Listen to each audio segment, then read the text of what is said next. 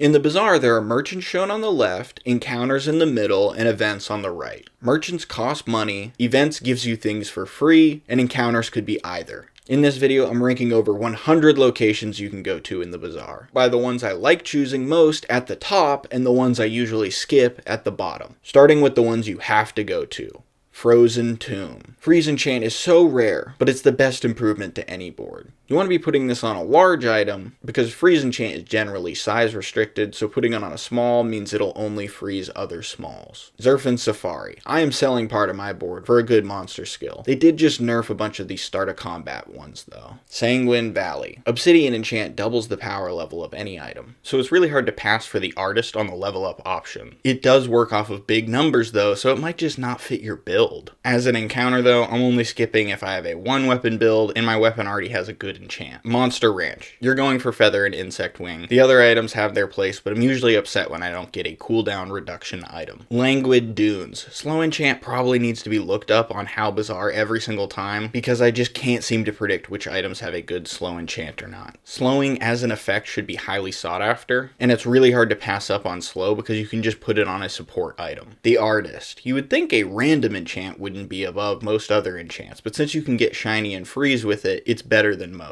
Investment Pitch. There are enough builds that work off of an item's value where doubling it is absolutely insane, but upgrading a property or getting 4 XP is nice if you can't use the doubling effect. Forja. Since Forja shows up at the level 7 reward at silver and 13 and 17 for gold, you may be in a situation where upgrading your items does nothing. Tranquil Spring. The change in Season 2 where heal removes 10% of poison or burn each use now makes the number that winds up on the heal not as relevant. As long as you can get it on a fast firing item, it should do a good job of extending your life total. Putting it on a large number item is good, but I prefer to put damage, burn, or poison on a large number item, because overflowing heal just does not have that much synergy right now. Sirocco Step. I really try and haste my items in other ways other than enchanting it. I want to be using my enchant to double the power level of an item. If you're missing haste though, it's very good. Hattie. Spinning the wheel is fun, but 2 out of the 6 options are bad. Guardian Gorge. On builds that take time to ramp up, shield can be a great way to extend fights. I'm really only interested in the stats though, so I need a high number item. Burning Caldera. In order for burn enchant to make a difference in the fight, you have to have an item with a big number on it. Same goes for Mirkwood Bayou. It takes 100 stats of damage or shielding to equal just 10 burn or poison. So it either needs to be a really fast firing item or have a large number on it, or have some synergy with poison or burn skills for it to be worthwhile putting on a small number. Since I'm talking about them as encounters in this video, it's rare you would ever skip them. Poison and burn though are just in a bad place right now because of the changes to healing. Dooley's Workshop. Since cores seem to be less viable now, the upgrading of the core and gaining 10% HP isn't really as good, but you're still going to Dooley's Workshop because it's free and you directly improve your board. Bounty Hunter. Bounty Hunter is extremely easy to beat and gives a nice amount of XP. Epic Battle and Deadly Duel.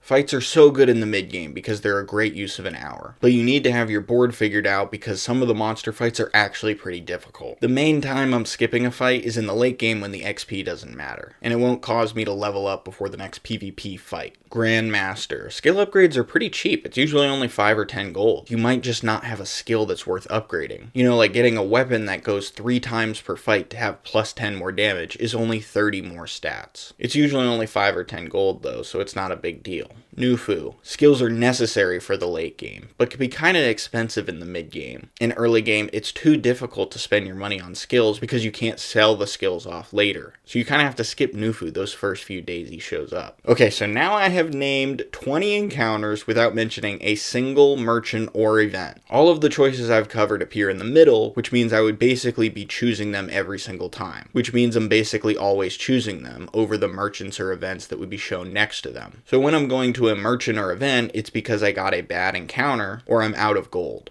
Seraphina, the top merchant. Most of the time you look through the enchanted items and whiff. Spending 8 gold to look at 6 items is not that great, but if you don't think Seraphina is good, when this game was in closed beta, they used to exit you after you bought 1 item because she is so powerful. Freya. I'm really after those freeze enchanted items. The base freeze items are good late game, but since you can keep the enchant with Mandela, I'm buying any freeze enchanted item and transforming it later. Blade Board and Badlands. Crit enchant has some extra synergy like on Crow's Nest or on Force Field that triggers twice, but in general it's a 50% power increase, and most of the other enchants are 100% power increase. So I'd just rather have my item do 2 times the power and have a little bit of crit chance on top of it. Form, Aldrich, Deflect, Flamby, Bodil, and Mad Maddie. These new form copies, but for different types, are interesting. They do show up when you don't have that type, so if it's not a big part of your board, and you're about to sell it in your stash, or you don't even have it, these merchants can be skipped. Having to pay for it is annoying, but it's totally worth it. The biggest problem is since they're merchants, you might be choosing between this and XP or a fight. So if you get an encounter in these top 2 tiers, it can be a tough decision. I've only seen these guys a few times, so I'm pretty sure my opinion will change in the future. If the type was guaranteed to be on your board for that merchant to show up, they would be a lot better. The second option is generally not great, except on Mad Maddie. 25% crit chance for free is almost always better. I am able to know what all of these new merchants do because I saw them and I filled out the encounter cheat sheet. Maybe I have to rename it because they're merchants, but if you want to see a high quality version, I have posted it on my other socials and linked it in the description. I usually choose Shrouded Figure. You need 10 gold to afford the XP, but if you don't have the 10 gold, then the left option is pretty good. Bazaar 2 XP is hard to pass up on, and 3 XP with business card is even better. Mountain Pass. The change to Mountain Pass is nice, but it hurts the early game XP consistency, and the improvement of monster difficulty makes it where you win less fights now. Since the negative outcomes are actually good start of fight triggers, I would say Mountain Pass overall isn't as good as it was, but it's really not that much worse. It's still probably better than 1 XP on average, like with Study. Here we have the best event. It's a little bit difficult to rate the events because you have to choose between the merchants and the encounters, which are usually so much better. Snack time. 20 max health per level is a ridiculous amount of stats. Those first few levels, it gives health similar to 5 bronze chocolate bars, so it gets skipped, but once my board is done, I'm choosing it over most encounters or merchants. Pearl's Dig Site. I try to not roll more than a few times. It's hard to find an item that fits your build or is worth pivoting to, so I generally just try and use Pearl as an econ option. Aerodrome. Don't get suckered into re-rolling all your money away. It can kind of just be a good way to target a merchant that fits your build. Gassio. He's brand new, so my opinion will probably change based on what combos we come up with. Belt, holsters, and dive weights are all great items. 40 total items makes it hard to target anything. It's double the items that Tatiana has. Tox Clocks. The items and enchants that he offers are great. Almost any build will need either slow or haste. The pool can be kind of large, but the re-rolling for 4 gold is almost always worth it. I'm generally only skipping when I have no money. Barcoon. You need to be saving small items in your stash. Large items are good to find in the shop, but Barcoon isn't really worth it unless you can sell some smalls. Re-rolling is always a tough choice, but if you need larges, it's a good decision. Pole, because large items are hard to come by. Even if my build doesn't want a large, I might just go to pole anyway and see if there's something I could pivot to. Curio. The neutrals are generally bad, but if you have a slow item, Curio is excellent. Late game, just the chance at Insect Wing or Feather is great. But man, in these recent metas, Knee Brace early game has just been so good. Since the stats from Knee Brace make such a difference, Curio is good early. He's good in the mid game because you can add slow. In late game, the money doesn't matter. So at all stages of the game, Curio is hard to pass up on. Prospero. Pig just has so many reasons to go to a merchant, and this is a great one to buy and sell items from. Economic Seminar. Just because of the days that this shows up, it's so high. I wouldn't want to be taking this in the late game, but right after I have a full board is when I want to be investing in my economy. It's more like a good event than an encounter though, so I'm almost always taking 2 items for 4 gold to make use of the hour better. Kev's Armory. The shield enchant is so good, but his items in general just don't seem to fit many builds. The 4 gold reroll is the only thing preventing him from being a merchant I want to visit. Chronos. Good, but too expensive to reroll, and kind of just a worse version of Tox Clocks. Tatiana. I would love other people's opinions on the toy merchant. I know she's good enough to just have the chance of getting Boomerang or Wand, but I just don't know if I should be re-rolling on her.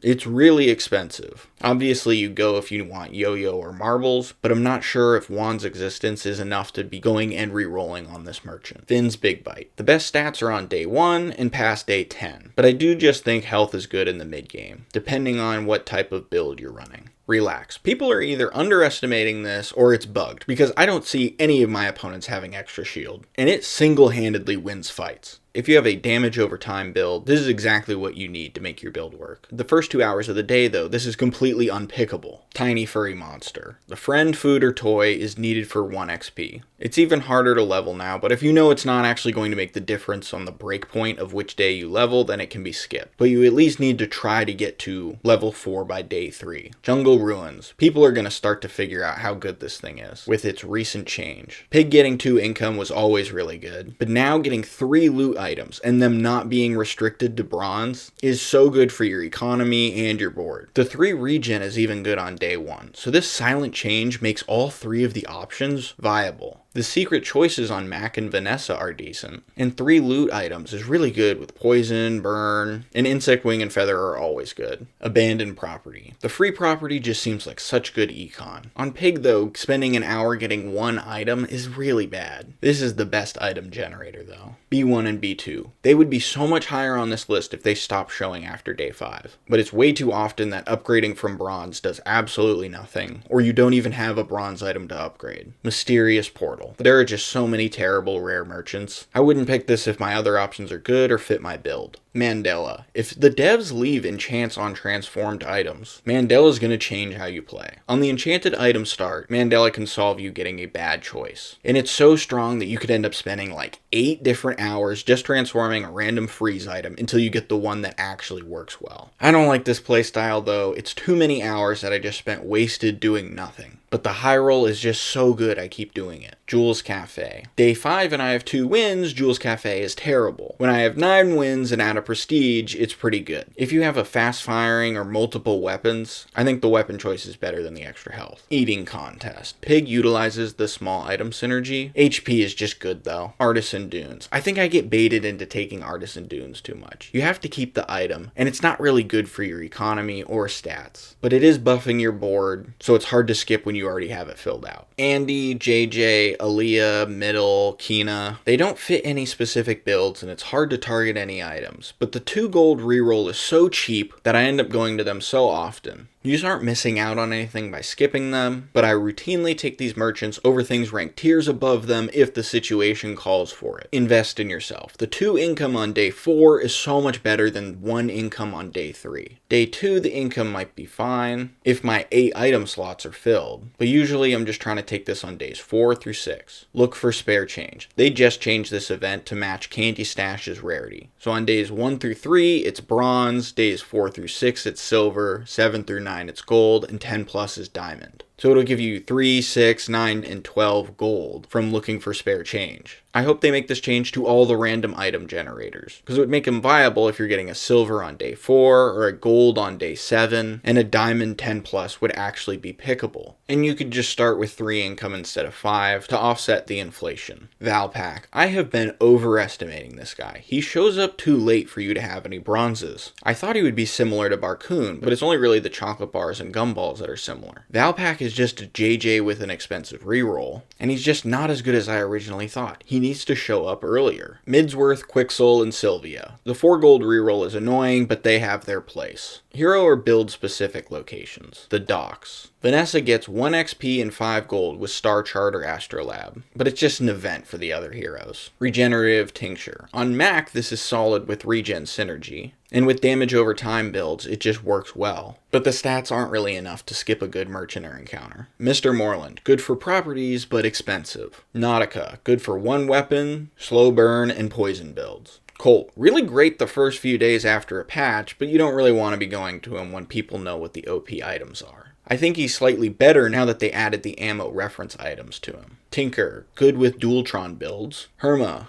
Good for passive builds, but not aggressive builds. Eli. Potions suck. When they get buffed, he will be better. It's only really Vitality Potion and the Crit Potion that I care about. Maybe 1 other potion is good per build. Gumball Machine. 10 items to sell for Pig is great. The 2.5% average crit chance on your items might just be what your build needs. Lost Crate. They removed the guarantee of silver on this encounter, so now it's kind of just like a bad event. I do still love the random skill when my situation calls for it. You can get monster skills or silver skills for free. Just don't take the bad skills. Celestial Conduit. If you have one active item, Radiant is good. In every other situation, it actively hurts your board. Please change this back, or at least just tell us why the change was needed. Too expensive. Street Festival. The pool is too large for most heroes. Stell's Wrench and Hammer are really the only ones that I can actually target. It's rare I have the money and the other options are bad enough that I want to go to Street Festival. Orion. The 6 gold reroll is too much, but sometimes the tool is specifically what you need. Lux. Great for filling a single spot left on your board, but too expensive for larges or multiple items. Goldie. If you're rich in the mid-game, he's really good, but it's rare I have enough gold. Cobweb. If you're banking on Proboscis being your only win condition, then she's really good. Hef. Good with burn builds. Nightshade, good with poison builds. These merchants I'm just not re-rolling on though, so I'm choosing them a lot less often than the basic ones. If you notice though, that was the last merchant, and there's still a lot of events to cover. Candy Stash. Sometimes I'm upset that this free event doesn't give any gold, but the stats are pretty good. It's just so much worse than Snack Time. Lick It. So awkward, but since B1 and B2 guarantee that you can upgrade your bronze to silver, the 30 total crit chance that you can put on 2 items is really good. It's so many stats that you have to consider Lick It, even with all of the nonsense you have to go through. The monster fights seem to be harder now, so you might not be able to get 2 slots open on your board that do nothing. Sharpening Kit, Cinder's Chase, Extract.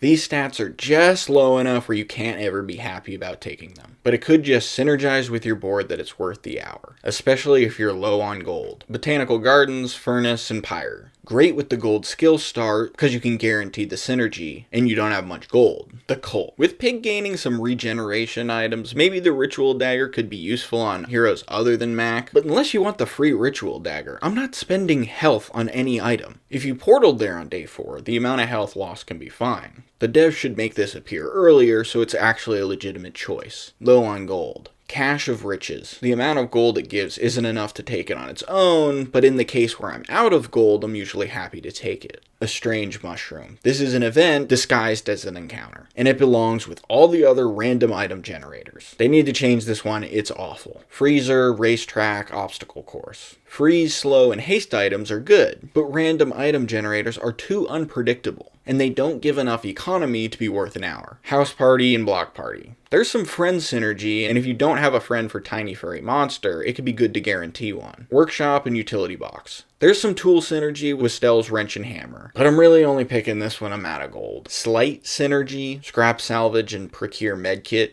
The stats are so little, they need to buff the gold and silver versions of these, because you're guaranteed to get a bad item. Medicine Cabinet and Hospital. At least the pool for these items is kinda small. If healing or regen builds ever become really good, maybe this will be better. Cabin Fishing and Deep Sea Fishing. If you're playing aquatics, it's good, but unless I'm broke, I'd rather go to the Aquatic Merchant. Guard Locker and Security Center.